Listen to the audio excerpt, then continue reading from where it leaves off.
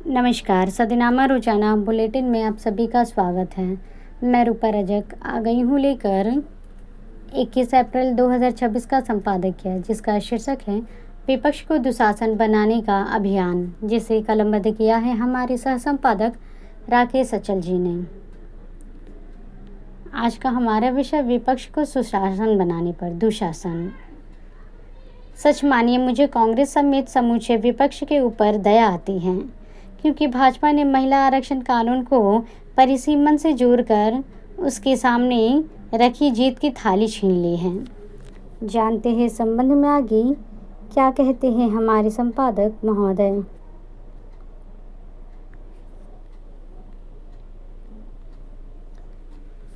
सूतना कपास और जुलाहों में लठ लठ अब एक कहावत नहीं रही। भाजपा ने इसे हकीकत में बदल दिया। मंदिर मस्जिद और हिंदू मुसलमान का खेल खेलते सत्ता में बने रहने के लिए भाजपा के दूरदर्शी नेतृत्व ने अब महिला आरक्षण को नया चुनावी मुद्दा बना लिया है, जबकि हकीकत ये है कि भाजपा खुद अभी तक चुनावों में महिलाओं को 10 से 12% से ज़्यादा टिकट नहीं देती। लोकसभा में 131वां संविधान संशोधन विधेयक जानबूझकर गिरवाने वाले भाजपा ने बड़ी ही चालाकी से कांग्रेस समेत समूचे विपक्ष को दुशासन और निरीह महिलाओं को द्रौपदी बनाकर खुद कृष्ण बनने की मुहिम छेड़ दी है। पूरे 9 साल महिला आरक्षण विधेयक पर कुंडली मारकर बैठी रही भाजपा सरकार ने आम चुनाव से ठीक 2.5 साल पहले महिला आरक्षण का मुद्दा गर्म किया और इसे लागू करने का नाटक कर नाकामी का ठिकरा विपक्ष पर फोड़ दिया। राजनीति में साम दाम दंड भेद सब चलता है। कांग्रेस जमाने में सत्ता से चिपके रहने में माहिर थे, लेकिन अब ये गुर और गुड़मंत्र भाजपा के हाथ लग गया। विपक्ष को खलनायक बनाने की दूरगामी राजनीति या रणनीति लागू करने में भाजपा विपक्ष से 4 कदम आगे चल रही हैं। कांग्रेस और दूसरे गैर भाजपा दल संविधान बचाते रह गए और भाजपा ने खेल करना था सो कर दिया। आपको याद होगा कि महिलाओं के वोट के सहारे सत्ता में आने और बने रहने का तरीका मप्र ने भाजपा को दिया था। लाडली लक्ष्मी और लाडली बहन योजना के जरिए मात्र 1250 प्रति महीना की राज सहायता देकर महिलाओं के वोट कबाड़ने का प्रयास किया गया। भाजपा हर राज्य विधानसभा चुनाव में इस्तेमाल कर सफलता की तमाम सीढ़ियां चढ़ चुकी हैं। भाजपा ने 2024 के आम चुनाव में 400 पार न कर पाने के बाद सबक सीखा कि महिला मतदाता ही वो गाय है जिसका पिछलग्गू पकड़कर चुनावी तैरने पार की जा सकती हैं। कांग्रेस इस षड्यंत्र को समझ नहीं सकी और देखते ही देखते पूरे देश में खलनायक बन गई।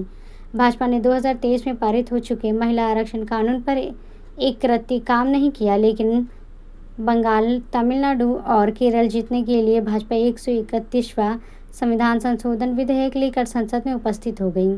दक्षिण पूर्व के बड़े राज्यों में मतदान से ठीक एक हफ्ते पहले संविधान संशोधन विधेयक को लाने का मतलब ही चुनाव जीतना था। अब भाजपा इस ब्रह्मास्त्र से बंगाल या तमिलनाडु जी पाएगी या नहीं, मैं नहीं जानता, लेकिन मुझे पूरा यकीन है कि भाजपा ने संविधान संशोधन विधेयक को एक पासे के रूप में इस्तेमाल किया और महिलाओं की सहानुभूति बटोरने में कामयाब रहे। देश की आधी आबादी आज की तारीख में अपना हित अन्य सहित पहचानने में समर्थन नहीं हो चुकी। अन्यथा सबसे पहले भाजपा से पूछती कि जब कांग्रेस सत्ता में थी तो भाजपा ने क्यों महिला आरक्षण का विरोध किया। दरअसल महिला मतदाता अपना कीमती वोट कुछ रुपए के लालच में भाजपा को पहले ही बेच चुकी है और अब एक बार फिर भाजपा के जाल में फंस गई। सच मानिए, मुझे कांग्रेस समेत समूचे विपक्ष के ऊपर दया आती है, क्योंकि भाजपा ने महिला आरक्षण कानून को परिसीमन से जोड़कर उसके सामने रखी जीत की थाली छीन ली और विपक्ष को भनक तक नहीं लगी। प्रधानमंत्री ने इसी मुद्दे पर राष्ट्र के नाम संदेश के बहाने जो ट्यून सेट की थी, आज उसी को ब्लॉक स्तर से लेकर राष्ट्रीय स्तर तक अभियान के रूप में इस्तेमाल किया गया। महिला आरक्षण के मुद्दे पर कांग्रेस और समूचा विपक्ष हतप्रभ है।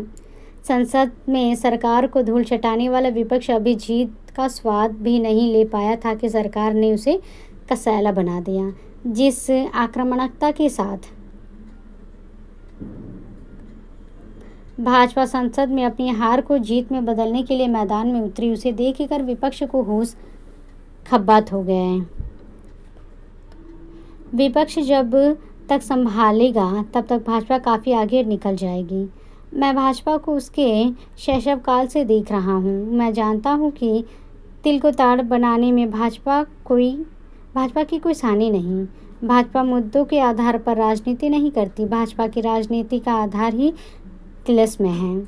जादूगर भले ही संसदीय नियमावली के असंसदीय शब्द हो, लेकिन संसद के बाहर उसे लोकमान्य हासिल होता है। लोकसभा के प्रतिपक्ष के नेता राहुल गांधी प्रधानमंत्री को जादूगर कह चुके हैं। खुद प्रधानमंत्री ने आम सभाओं में अपने आप को जादूगर कहा था और पूरे देश में अब इसी जादू के नरेंद्र जाल का मजा ले रहा है, क्योंकि अब इंद्रजाल तो किसी को आती नहीं। तो ये था दोस्तों हमारा आज का संपादकीय। कल फिर लौटेंगे एक नए विषय, एक नए संपादकीय के साथ। तब तक के लिए नमस्कार।